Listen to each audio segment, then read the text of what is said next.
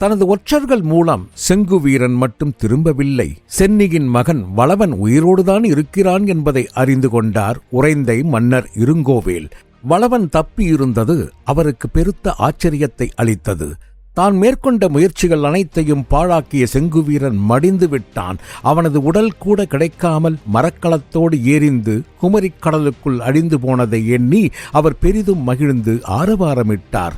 செங்குவீரன் இல்லாத புகார் இனி அரண் இல்லாத கோட்டையை போன்றது. வேண்டிய நேரத்தில் போர் தொடுத்து புகாரை காப்பாற்றிக் கொள்ளலாம் என முடிவு செய்து அமைதி காத்தார். செங்குவீரன் இல்லாத புகார் பட்டினம் உற்சாகமின்றி சோர்வுடனே காணப்பட்டது. உபதளபதிகள் மற்றும் படை வீரர்கள் அனைவரும் நம்பிக்கை இழந்து காணப்பட்டனர்.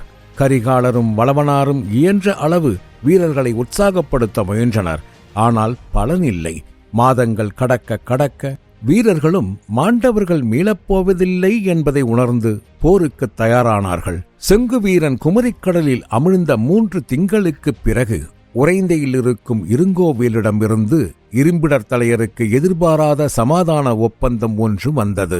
அதை கேட்ட இரும்பிடர் தலையர் திகைத்து விட்டார். உறைந்தை தூதுவன் தன்னிடம் தெரிவித்துவிட்டு சென்ற சமாதான ஒப்பந்தத்தையும் நிர்பந்தத்தையும் வளவனாரிடம் விவாதிக்க இரும்பிடர் தலையர் அவரது மாளிகைக்கு சென்றார். வளவனாரும் செங்குவீரனை எண்ணி கவலையுடனே அமர்ந்திருந்தார். வளவனாரின் முகத்தில் காணப்பட்ட கவலையைக் கண்ட இரும்பிடர் தலையர் வந்த காரியத்தை எப்படி பேசத் தொடங்குவது என தெரியாமல் தயக்கத்துடனே அவரிடம் சென்றார். இரும்பிடர் தலையரை கண்ட வளவனார் ஆசனத்திலிருந்து எழுந்து வரவேற்று அமர வைத்தார். வளவனாரே, வீரர்களுக்கு உற்சாகம் அளிக்க வேண்டிய தாங்களே கவலையில் தவிக்கலாமா? வீரன் என்றால் ஒரு நாள் மரணத்தை தழுவித்தானே ஆக வேண்டும். இது தங்களுக்கு தெரியாதா என்ன? நடந்ததை மறக்க நானும் முயற்சித்துத்தான் பார்க்கிறேன். ஆனால் ஏலவில்லையே. குணக்கடலில் அமிழ்ந்த திவ்யனை பற்றி கவலைப்படுவேனா? குமரிக்கடலில் எரிந்து போன விரல்வேலை எண்ணி வருந்துவேனா? இழக்கக்கூடாத இருவரையும் இழந்து கவலையில் வாடும் எனது மகளையும் மனைவியையும் எண்ணி வருந்துவேனா?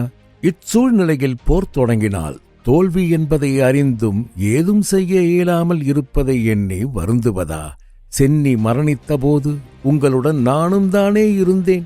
சென்னியின் புதல்வன் வளவனை நிச்சயம் சோழ சிம்மாசனத்தில் அமர்த்துவோம் என்று கொடுத்த வாக்கினை எப்படி பிடர்த்தலையரை நிறைவேற்றப் போகிறோம்? அனைத்தையும் நினைத்தால் மனதே வெடித்து விடும் அளவிற்கு கவலை கொள்கிறது. இக்குழப்பங்களிலிருந்து விடை தேடும் மார்க்கம்தான் எனக்கு புலப்படவில்லை.